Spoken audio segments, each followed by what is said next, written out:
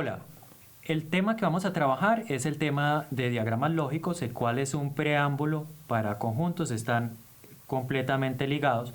Y en él lo que trataremos es de mirar equivalencias para proposiciones y de qué forma podemos concluir si una proposición categórica es cierta o es falsa. Bueno, entonces vamos a trabajar en este tema de diagramas lógicos la parte de lo que son los cuantificadores inicialmente, o sea, la parte de lo que es el cuantificador existencial, lo que es el cuantificador universal, y trataremos de hacer unas equivalencias con ellos y posteriormente trabajaremos lo que son las proposiciones categóricas. Entonces, inicialmente el cuantificador existencial. El símbolo del cuantificador existencial va a ser una E invertida, ¿sí? Ese símbolo significa o traduce que existe o alguno, ¿sí? Entonces, cuando veamos esa E invertida, lo que traduce es que existe o algún elemento pertenece. Bueno, el cuantificador universal lo vamos a simbolizar con una A invertida, ¿sí? Esto lo que significa es todos los elementos de A. Bueno, listo. Entonces esos son los dos cuantificadores que vamos a utilizar. El existencial, que es que nos da cuenta de que existe al menos un elemento, y el cuantificador universal, que nos da cuenta de todos, o sea, que todos los elementos pertenecen al conjunto.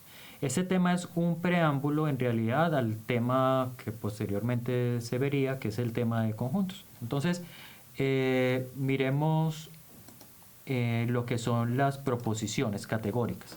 Entonces, en este tema de lo que se trata es de mirar cómo se comportan las proposiciones que nosotros llamamos categóricas. Una proposición es categórica porque afirma o niega algo, o sea, nunca interroga.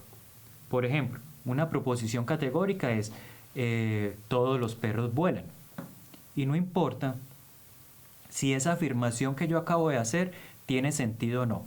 O sea, es una premisa y como premisa se asume como verdad. O sea, si yo digo todos los perros vuelan, se asume que todos los perros vuelan y punto, no hay discusión para ello. Entonces existen 4 proposiciones categóricas, que serían esas que estamos viendo acá. La primera sería la proposición universal afirmativa, la cual traduce que todo S es P. Todo S es P. Miren que utilizamos el cuantificador que acabamos de ver, el universal, todo S es P, y traduce de esta forma, todo S es P. Siempre que vamos a hallar una proposición, una equivalencia, entonces se hace de la siguiente forma. Por ejemplo, para ese todo S es P, eso se escribe así, todo S es P. Si vamos a hallar el equivalente de esa expresión, entonces siempre va a ser lo mismo. Si aquí adelante es positivo, entonces cambiamos a negativo, ¿sí? Se cambia el cuantificador. Si estaba el universal, entonces se cambia el cuantificador existencial. Y si estaba positivo atrás, entonces queda negativo. Esos dos tipos de proposiciones son equivalentes, representan lo mismo. O sea, decir todo S es P es lo mismo que decir que no existen S que no sean P, o ningún S es no P. Entonces siempre vamos a utilizar esa misma forma para hallar las equivalencias. Por ejemplo, miremos la segunda tipo de proposición, que es esta que aparece acá. Todo S no es P. Escribámoslo acá. todo S no es P. Entonces el equivalente de esa proposición sería, cambiamos de signo adelante, cambiamos el cuantificador y cambiamos de signo atrás. Entonces decir que todo S no es P es lo mismo que decir no existen S que no sean P, ¿sí? O ningún S es P. Bueno. Y miremos las dos últimas proposiciones. La tercera es la existencial afirmativa y dice que existen o algún S es P. Esto que acabé de escribir se lee de dos formas. Algún S es P o existen S que son P. El equivalente siempre va a ser cambio de signo, cambio de cuantificador. Si está el existencial, entonces pongo el universal y cambio de signo atrás. Entonces, algún S es P es lo mismo que no todo S es no P. Y por último, la cuarta proposición categórica, entonces sería, existen S que no son P.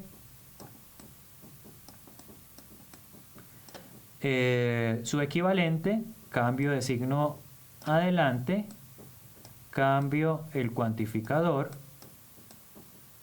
y cambio de signo atrás. ¿Sí? Siempre va a ser el mismo proceso para hallar un equivalente de cualquier proposición. Cambio de signo adelante, cambio el cuantificador y cambio de signo atrás. Entonces, la proposición inicialmente era algún S no es P. Eso es equivalente a decir no todo S es P. Listo, representa lo mismo. Ahora, si siempre que nos digan todo S es P, entonces lo simbolizamos de esta forma.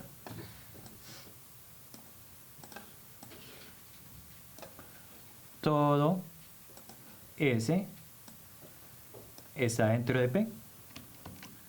Todos los S están dentro de P. Entonces siempre que me pongan esa palabrita de todo, entonces lo hacemos de esta forma. Esto significa todo. Todo S es P. Ahora, si lo que me dicen es que ningún S es P, entonces serían dos cosas aparte, ¿cierto? Aquí estarían los S y al otro lado las P. S y P. Esto sería ningún S es P.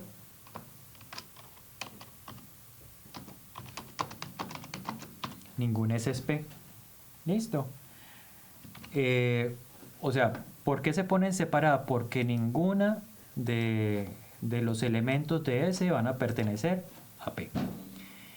Y si me dicen que existe o algún elemento de S es P, entonces lo que hacemos es que cruzamos los dos conjuntos. O sea, si nos dicen que algún S es P, entonces sería así. Los cruzamos y marcamos este como S y este como P. Y entonces si me dicen que algún S es P, se están refiriendo a esta parte. Esos son los S que son de P, o sea, pertenecen a los dos conjuntos. Y si nos dicen que algún S no es P, sería esta región. Algunos de los S no son de P. Listo, vamos a mirar esto que acabé de explicar, lo vamos a mirar a partir de algunos problemas. Vamos a mirar, por ejemplo, este ejercicio. Dice, dadas las dos proposiciones, primero, algunos estudiantes no son honestos. Todos los miembros de fraternidades son honestos. Bueno, entonces, siempre que nos pidan como qué se puede concluir, ¿cierto? Que aquí nos están diciendo qué se puede concluir. Entonces lo que vamos a hacer es que vamos a trabajar con los diagramas, o sea, con los circulitos que acabé de explicar, ¿cierto? Si me piden hallar el equivalente, entonces trabajamos con los cuantificadores que vimos al inicio. Entonces aquí me piden que qué se puede concluir. Entonces, miremos. Inicialmente me dicen que algunos estudiantes no son honestos. Entonces, vamos a dibujar aquí el conjunto de los estudiantes. Y como me dicen que algunos no son honestos, entonces cruzamos los dos conjuntos. Entonces sería, ponemos aquí estudiantes y aquí las personas honestas. Listo. Y como me dicen que algunos estudiantes no son honestos, entonces ¿a quiénes se están refiriendo? Se están refiriendo a esta parte. Estos son estudiantes que no son honestos. Bueno, listo, ya tengo dibujado esta primera proposición, que es algunos estudiantes no son honestos. Y lo vamos a enlazar con la segunda proposición, es que todos los miembros de fraternidades son honestos. Todos los miembros de fraternidades, recuerden que ahorita que les expliqué lo de cómo dibujar esos diagramas, decíamos que cuando está esa palabra todos, entonces es un círculo dentro del otro. En este caso son todos los miembros de fraternidades son honestos, o sea que los miembros de fraternidades estarían acá. Todos los miembros de fraternidades son honestos. Bueno. Y listo, ahí estarían, en ese círculo rojo, estarían los miembros de fraternidades. Entonces, miremos qué se puede concluir. ¿Sí?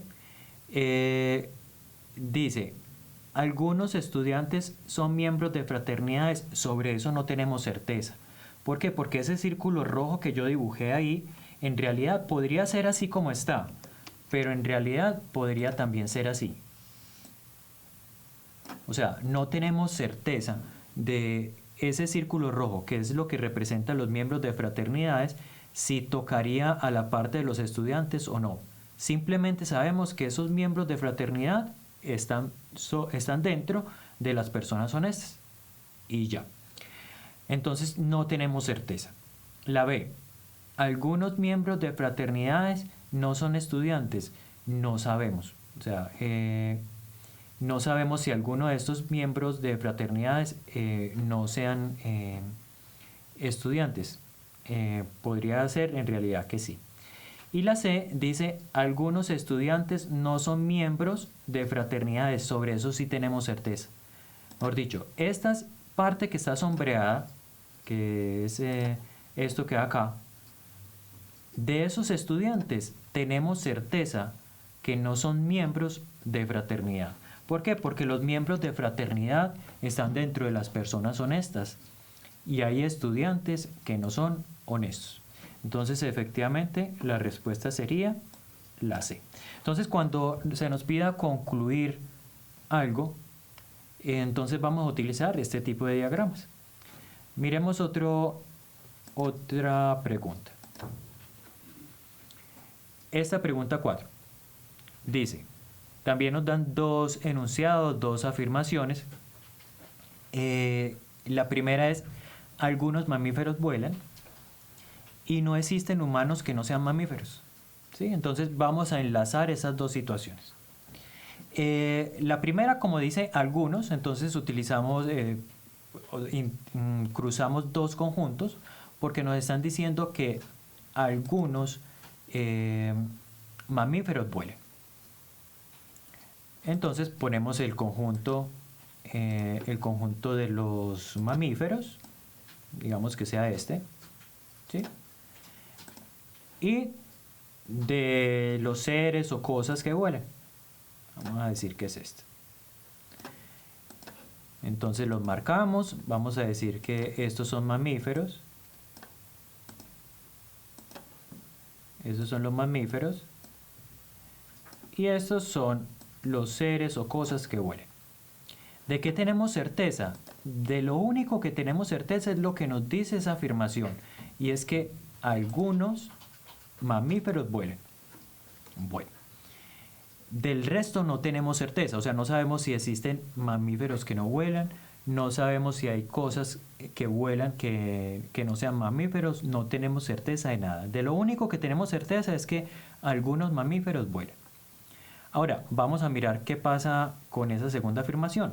La segunda afirmación nos dice que no existen humanos que no sean mamíferos. ¿Qué vamos a hacer ahí? Mire que hay como dobles negaciones. Entonces, más bien, hallemos como el equivalente de esa afirmación para ver si nos da un equivalente como más entendible, sin esas negaciones, sin esos no. Entonces, esa afirmación se dice, no existen humanos que no sean mamíferos. No existen humanos que no sean mamíferos. Entonces vamos a hallar el equivalente de esa expresión. El equivalente es que todos los humanos, recuerden, negamos al principio, o sea, cambiamos de signo, cambiamos el cuantificador y cambiamos de signo atrás. ¿Qué nos dio? Que todos los humanos son mamíferos. Todos los humanos están dentro del conjunto de los mamíferos. Entonces, los humanos estarían acá. Pero miren que pasa lo mismo que en el ejercicio pasado. O sea, yo no sé si poner ese círculo ahí donde lo tengo o estirarlo más y que coja a los seres que vuelan. Lo único que sé es que en realidad los humanos están dentro de los mamíferos. Ese círculo rojo pertenece a los humanos, ¿cierto? Entonces, miremos las respuestas. Las respuestas son, los humanos vuelan. En realidad yo no sé si eso es verdadero. ¿Por qué? Porque los humanos, que es este círculo rojo, podría ser así, pero también podría llegar hasta acá. Entonces yo no sé si los humanos vuelan o no vuelan. No tenemos certeza. ¿Sí? Bueno. La C. Los mamíferos son humanos. Eso también es falso. ¿Por qué? Porque me están diciendo como si todos los mamíferos son humanos. O sea, como si no existieran mamíferos que no sean humanos. Y no, existen mamíferos que no son humanos. O sea, un perro es un mamífero y en realidad no es humano. Entonces, no. Mejor dicho, esa afirmación es negativa, falsa, porque por fuera de ese círculo rojo puede haber otros elementos. Entonces, no tenemos certeza de esa situación. Entonces, vamos a concluir que la respuesta es la D, que no se puede determinar si los humanos vuelan o no vuelan. Entonces, la respuesta es esta. ¿Por qué? Porque ese círculo rojo podría tocar a las cosas que vuelan o podría quedar ahí en la posición en la que está. Miremos otra pregunta.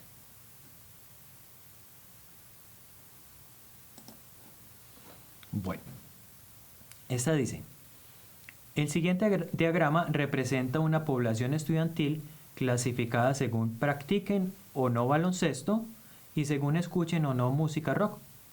Los óvalos interiores representan respectivamente a los estudiantes que practican baloncesto y a los que escuchan música rock. Bueno, entonces analicemos una de esas gráficas para que entiendan cada sector a qué representa. Entonces, el óvalo que está marcado con B, esto representa, esta parte, representa a los que practican baloncesto. Y este óvalo representa a los que les gusta la música rock. Lo que está por fuera de esos óvalos, entonces lo que está por fuera del óvalo de R es los que no les gusta la música rock, ¿cierto? Bueno, entonces en esta pregunta dice en el diagrama la región sombreada que representa a las mujeres. Vamos a buscar mujeres que no practican baloncesto, pero que escuchan música rock. Que no practican baloncesto, pero que sí escuchan música rock. Entonces, inicialmente nos vamos a ubicar en la columna de mujeres. La columna de mujeres es esta, ¿cierto? Que es la columna de la derecha. La columna de la izquierda sería la columna de los hombres. Además de mujeres, tienen que no practiquen baloncesto. Entonces descartamos la A porque mire que esta partecita está dentro de los que practican baloncesto. Entonces no. La B podría ser porque está por fuera del conjunto B de los que practican baloncesto. La C podría ser, pero en realidad lo daña una situación. Y es que las que estamos buscando es la región de las que escuchan música rock. Y en la C, miren que estos escuchan música rock, esta partecita. Pero los que están por fuera no escuchan música rock, entonces no sería. Y la D no es porque aquí esta partecita es que practican baloncesto. Entonces la respuesta es la B. Analicemos la B. Esta parte que está sombreada, ¿qué característica en común tienen? Son mujeres. Todos los que están en ese sector son mujeres. ¿Qué más? Les gusta el rock, porque están en el óvalo de rock, y no les gusta el baloncesto. Entonces esa sería la respuesta, que es mujeres que no practican baloncesto, pero que sí escuchan música rock. Hay otra pregunta al respecto, que es esta pregunta 6, y es, en el diagrama siguiente, la región sombreada representa la población estudiantil compuesta por qué. Entonces nos están preguntando que esa región sombreada, ¿qué es lo que representa? ¿Sí? Entonces, primero está sobre la columna de hombres. Entonces, la respuesta tiene que ver con hombres. Bueno, todas en realidad están relacionadas con hombres, entonces esa información no nos sirvió como para descartar algo. ¿Qué sabemos? Mire que ninguno está dentro del óvalo de baloncesto, ¿cierto? O sea que en realidad no les gusta o no practican el baloncesto. ¿Y qué podemos ver con respecto al conjunto R, al óvalo R? Que hay algunos que están en el interior, ¿cierto? Pero hay algunos que están también en el exterior. Entonces podemos decir que hay algunos que les gusta el rock y hay otros que no les gusta el rock. Entonces miremos cada una de las opciones de respuesta. La A, hombres que no practican baloncesto, eso es verdad. Ni escuchan música rock, eso es falso, porque estos que hay acá sí escuchan música rock, o sea que esta es falsa. Miremos la B. La B dice, hombres que escuchan música rock, eso es falso, por lo que acabé de mencionar. Aquí hay gente que escucha música rock, pero aquí por fuera hay gente que no escucha música rock, entonces no. La C, hombres que no escuchan música rock, es falso porque existe gente que sí escucha música rock. Y la D es hombres que no practican baloncesto, esta respuesta sí es correcta. Cualquiera de esos sectores que están sombreados tienen una característica en común, y es que no practican baloncesto, o sea, son hombres y no practican baloncesto. Entonces, esa sería la respuesta correcta. Hombres que no practican baloncesto. Bueno, y para terminar, entonces vamos a mirar otras dos preguntas que están más asociadas hacia el manejo de los cuantificadores. La primera es esa afirmación que dice ahí que ninguna esquimal es fiel. Esa es una afirmación, y como afirmación, como premisa, la tenemos que asumir como verdad. Pero entonces lo que nos están preguntando es, ¿eso es equivalente a qué? ¿Cierto? ¿A qué es equivalente? Entonces escribamos esa proposición. Ninguna se escribe como no existe. Ninguna se escribe como no existe. No existe esquimal que sea fiel. Esa es la proposición inicial, ¿cierto? La proposición inicial. Ahora, me preguntan la equivalencia de esa proposición. Entonces recuerden que para hallar la equivalencia es cambio de signo adelante. Entonces estaba negativo, entonces lo elimino. Cambio el cuantificador del existencial al universal. Y cambio de signo atrás.